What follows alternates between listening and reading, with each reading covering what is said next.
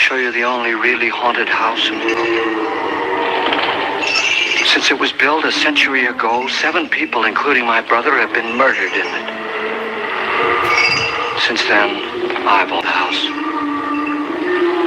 I've only spent one night there, and when the morning, I was almost dead.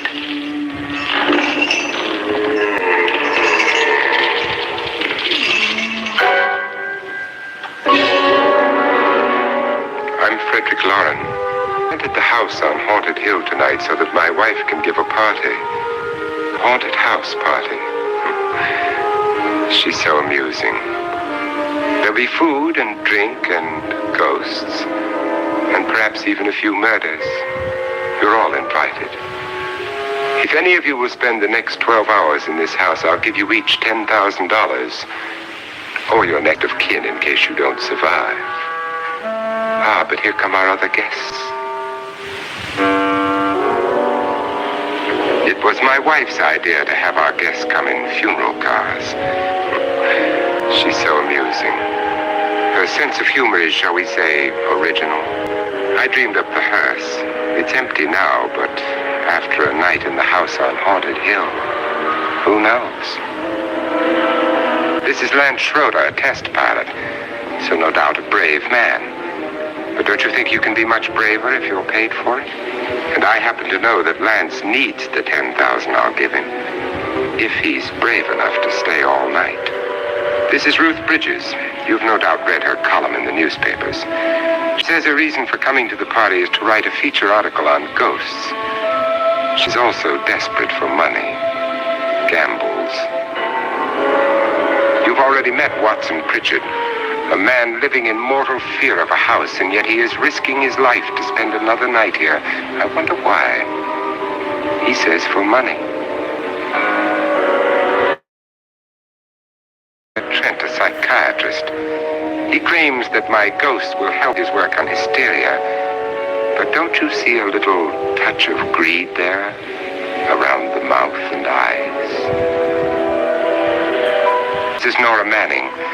I picked her from the thousands of people who work for me because she needed the $10,000 more than most. Supports her whole family. Isn't she pretty? The party's starting now.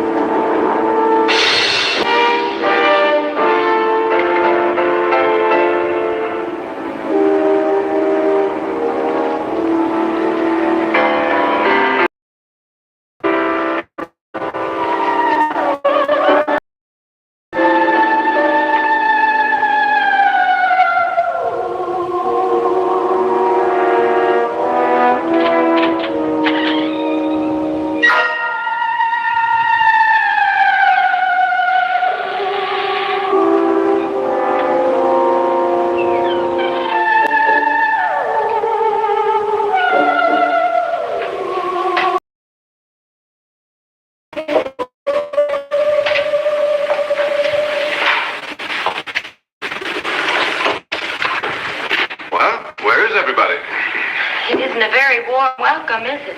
Only the ghosts in this house are glad we're here. Are we all strangers? Don't you two know each other? I'm Nora Manning. Lance Schroeder. Or a friend of yours? I've heard of him, but I've never met him. I work for one of his companies, but I've never seen him. I've never met the man either. Just a phone call. Do you know him? No, Well, then you're the only one of us who does. I don't know him. All the details about renting the house were done by mail. He's quite wealthy, isn't he? Millions. And 5 wives, I believe. 4, I think, so far. A $50,000 party for only 5 people is a... Anybody, this would certainly be the house I'd do it in. Who closed the door?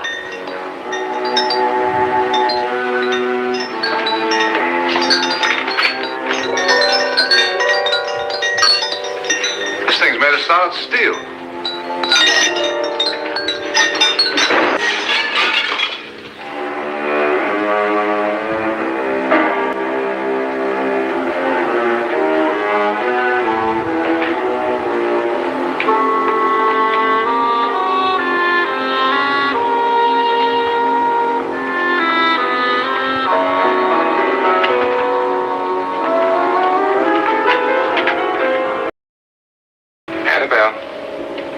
Our guests are here and fortunately still alive. Is your face on yet? Dust and dirt everywhere, and the water barely trickles. Couldn't you have had the place cleaned? Atmosphere, darling. You know how ghosts are. They never tidy up. And that's a very fetching outfit, but hardly suitable for a party. I'm not going to the party. This spend-the-night ghost party was your idea, remember? Since it's going to cost me $50,000, I want you to have fun. The party was an idea until you invited all the guests. Why all these strangers? Why none of our friends? Friends? Do we have any friends? No, your jealousy took care of that. I had a reason for inviting each guest. I want from psychiatrist to typist, and from drunk to jet pilot. They share one thing. They all need money. Now let's see if they're brave enough to earn it. And you call this a party? Could be. Why do you always do that? It spoils the champagne. It might explode. Never does. Would you guarantee that? That isn't funny, Frederick. Make a playboy kills wife with champagne cork. Will you join me? No, thank you. Just a sip might improve your humor. My humor is fine, thanks. Poisoned it.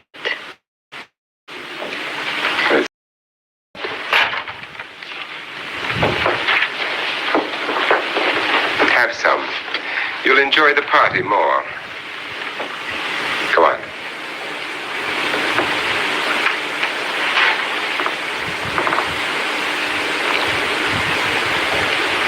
Your trust is so touching.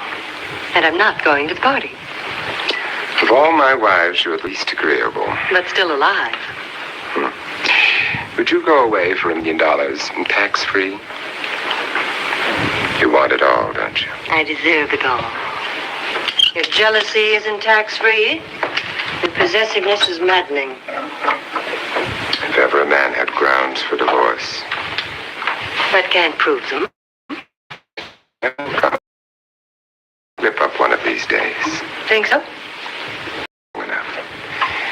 You remember the fun we had when you poisoned me? Something you ate, the doctor said. Yes. Annabelle. You'd do it again if you thought you could get away with it, wouldn't you? Darling, what makes you think that? Something about you. I hear that hanging is very uncomfortable, in case you get any more ideas. And don't let the ghosts and the ghouls disturb you, darling. Darling, the only ghoul in the house is you. And don't thinking of ways to get rid of me. It makes wrinkles.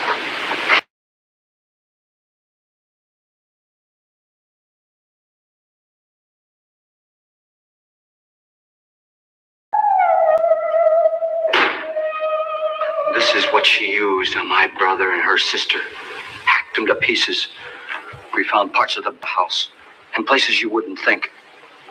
The funny thing is the heads have never been found. Hands, feet, and things like that. But no heads.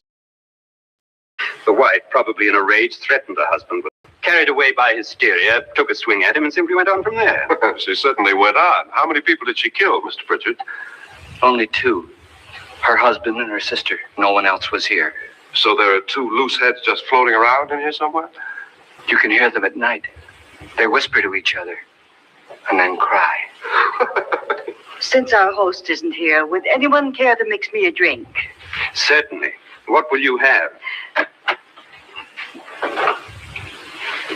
Good evening. I'm your host, Frederick Lauren. Since we're all strangers to each other, let's get acquainted with the drink, shall we? Mr. Lauren, I advise you to call this party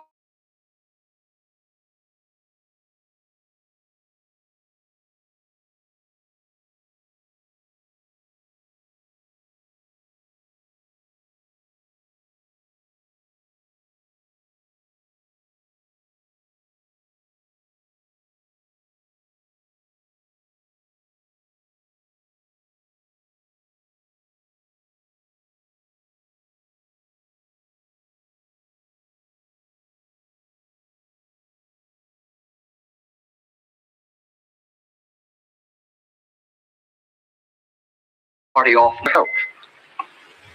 Like a coffin. So, if any of you decide not to stay for the party, you must let me know before midnight. Of course, if you leave, I shan't be able to pay you anything. I'm interested in your reasons for this, party. Aside from pleasant company. Ghosts, Doctor. I think everyone wonders what they would do if they saw a ghost. And now my wife has given us all the opportunity to find out. Amusing. Ghosts, etc., being only creations of hysteria, your party should be a success. But Pritchard here promises us genuine ghosts. 7 now. Maybe more before morning. That's true. 4 men have been murdered in this house. And 3 women. You planned your party very well, Mr. Lauren. 4 of us are men, 3 are women. Well, it goes for everybody. So, Pritchard, why don't you take us on a tour through the house and let's see what happens, huh?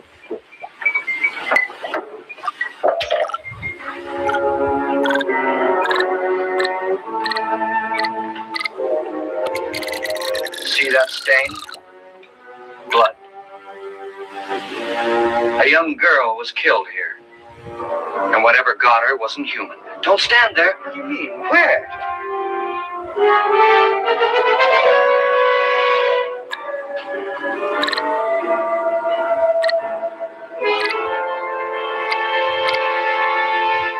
It's too late. They've marked you.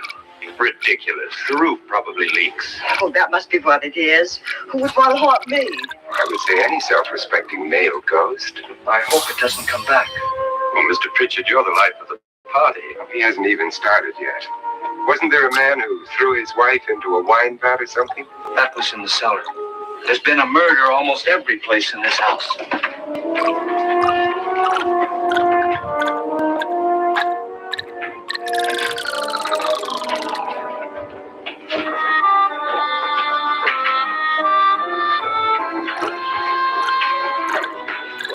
All this belonged to a Mr. Norton, who didn't die here. He was electrocuted later. Mr. Norton did a good deal of experimenting with wines, but his wife didn't think it was any good. So he filled the vat with acid and threw her in. She was supposed to stay down, but the bones came up. It's a funny thing. None of the murders here were just ordinary. Just shooting or stabbing.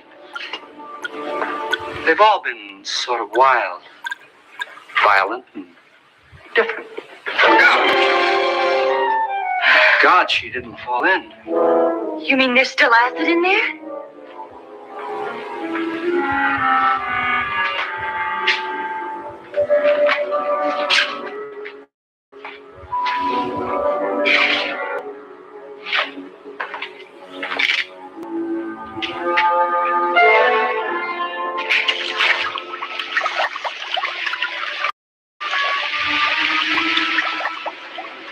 Destroys everything with hair and flesh. It just leaves the bones.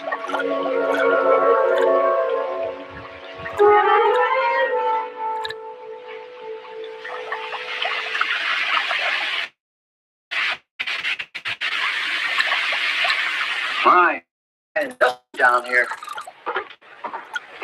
Oh, there's a cure for that upstairs. Come on.